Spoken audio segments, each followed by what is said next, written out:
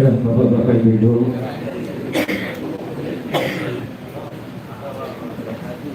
selanjutnya setelah sama-sama kita ikuti pembacaan kitab Al-Ghazali dan selanjutnya akan sama-sama kita ikuti yaitu pembacaan surah Yasin bersama, kemudian dilanjutkan dengan tahlil dan perencana inti yaitu tausiah. Nantinya insya Allah akan disampaikan oleh yang terhormat Bapak Ustaz Haji Amirul Muslim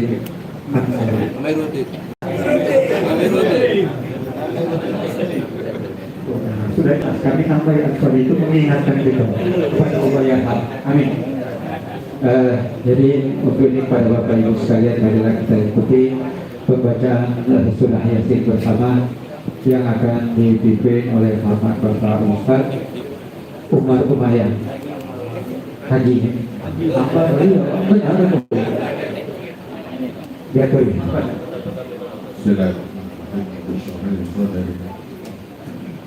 A'udzu billahi minasy syaithanir rajim. Bismillahirrahmanirrahim. Wal Qur'anil Hakim. Innaka laminal mursalin ala siratin mustaqim. Tanzilal azizir rahim. تنذر قوما ما أنذر آباؤهم فهم غافلون لقد حق القول على أكثرهم فهم لا يؤمنون إنا جعلنا في أعناقهم خامقهم مقطعون وجعلنا من بين أيديهم سدا ومن خلفهم سدا فأغشيناهم فهم لا يبصرون وسواء عليهم أأنذرتهم أم لم تنذرهم لا يؤمنون إنما تنذر من اتبع الذكر وخشي الرحمن بالغيب فبشره بمغفرة وأجر كريم إنا نحن نحيي الموتى ونكتب ما قدموا وآثارهم وكل شيء أحصيناه في إمام مبين واضرب لهم مثلا أصحاب القرية إذ جاءها المرسلون إذ أرسلنا إليهم اثنين فكذبوهما فعززنا بثالث فقالوا إنا إليكم مرسلون قالوا ما أنتم إلا بشر مثلنا وما أنزل الرحمن من شيء إن أنتم إلا تكذبون قالوا ربنا يعلم إنا إليكم مرسلون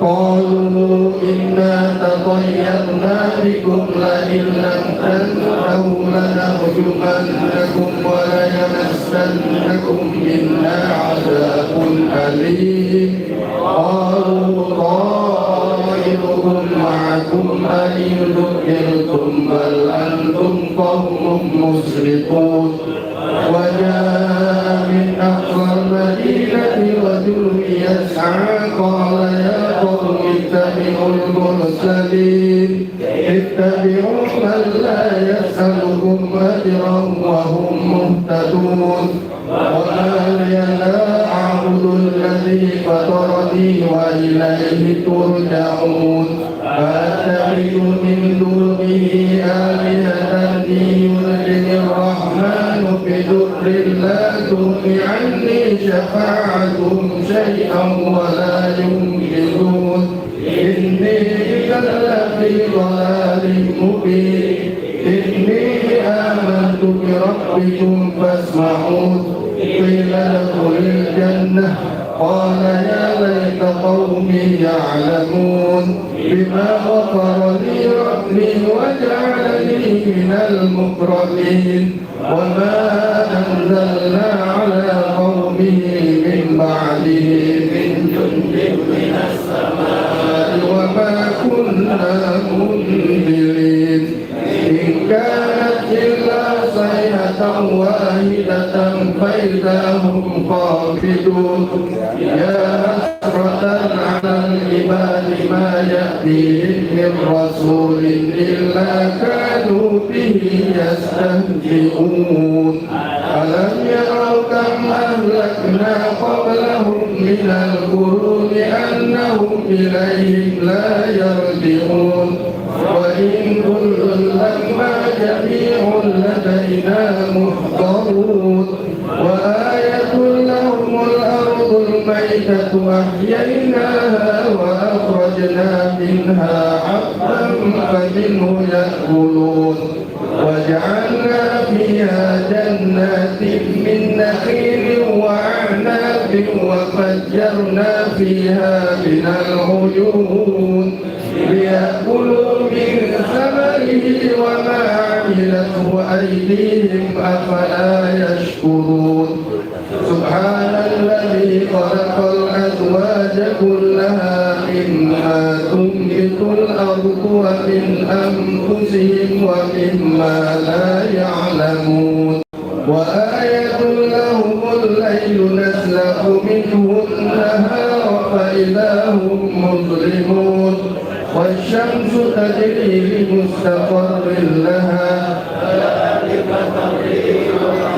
العليم والقمر قدرناه منازل حتى عاد كالعرجون القديم فالشمس ينبغي لها أن تدرك القمر ولا الليل سابق النهار وجعلنا ذريتهم في الفلك المشحون وخلقنا لهم من مثله ما يركبون وإن نشأ نغرقهم فلا صريخ لهم ولا هم ينقذون إلا رحمة منا ومتاعا إلى حين وإذا قيل لهم اتقوا ما بين أيديكم وما خلفكم لعلكم ترحمون وما تأتيهم من آية من آيات ربهم إلا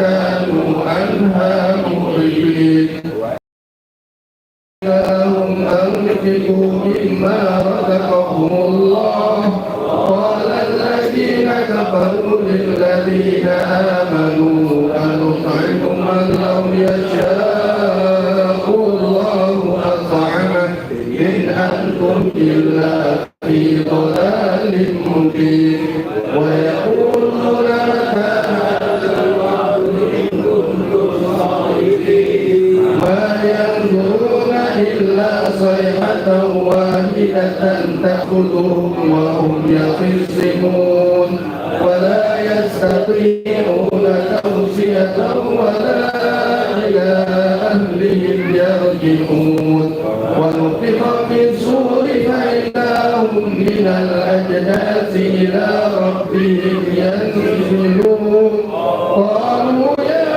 ويلنا صيحة واحدة إذا هم جميع لدينا محضرون اليوم لا تظلم نفس شيئا ولا تجزون إلا ما كنتم تعملون إن أصحاب الجنة اليوم في شغل فاكهون هم وأزواجهم في ظلال على الأرائك متكئون لهم فيها فاكهة ولهم ما يدعون سلام قولا من رب رحيم وامتازوا اليوم أيها المجرمون ألم أعهد إليكم يا بني آدم ألا تعبدوا الشيطان إنه لكم عدو مبين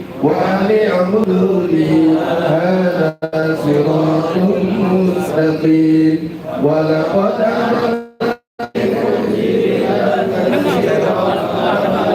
كونوا تعقلون هذه جهنم التي كنتم توعدون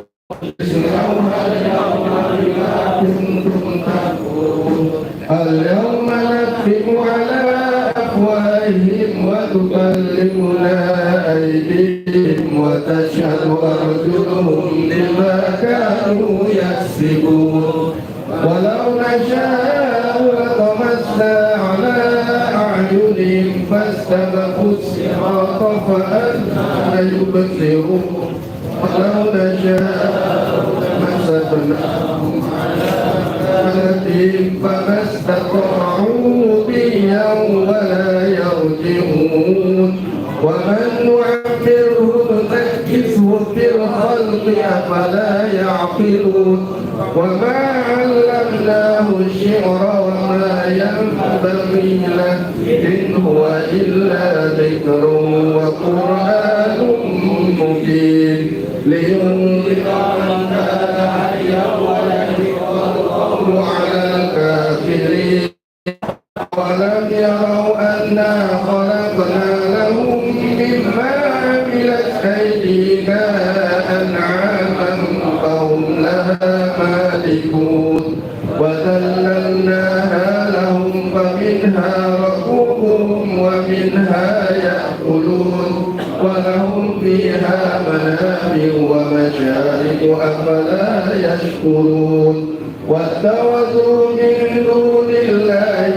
آلهة لعلهم ينصرون لا يستطيعون نصرهم وهم لهم جند محضرون فلا يهزمك قولهم إنا نعلم ما يسرون وما يعلنون أولم يرى الإنسان أنا خلقناه من نطفة فإذا هو خصيم مبين وضرب لنا مثلا ونسي خلقه قال من يحيي العظام وهي رميم قل يحييها التي أنشأها أول مرة وهو بكل خلق عليم الذي جعل لكم من الشجر الأخضر نارا فإذا أنتم منه توقدون أوليس الذي خلق السماوات والأرض بقادر على أن يخلق مثلهم بلى وهو الخلاق العليم إنما أمره إذا أراد شيئا أن يقول له كن فيكون فسبحان الذي بيده ملكوت كل شيء وإليه ترجعون. صدق الله العظيم. إن الله وملائكته يصلون على النبي يا وسلموا تسليما اللهم صل أفضل صلاة على أسعد مخلوقاتك حبيب الله محمد وعلى آله وصحبه وسلم عدد معلوماتك ومداد كلماتك كلما ذكرك الذاكرون فذكرك الغافلون اللهم صل أفضل الصلاة على أسعد مخلوقاتك حبيب الله محمد وعلى آله وصحبه وسلم عدد معلوماتك ومداد كلماتك كلما ذكرك الذاكرون فذكرك الغافلون اللهم صل أفضل الصلاة على أسعد مخلوقاتك حبيب الله محمد وعلى آله وصحبه وسلم عدد معلوماتك ومداد كلماتك كلما ذكرك الذاكرون فذكرك الغافلون وسلم رضي الله تبارك وتعالى عن سادتنا أصحاب سيدنا رسول الله أجمعين رسول الله ونعم الوكيل ولا حول ولا قوة إلا بالله العلي العظيم أفضل الذكر لا إله إلا الله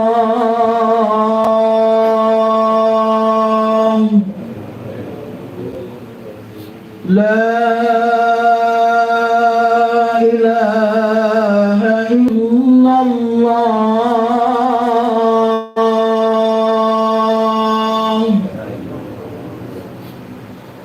لا إله إلا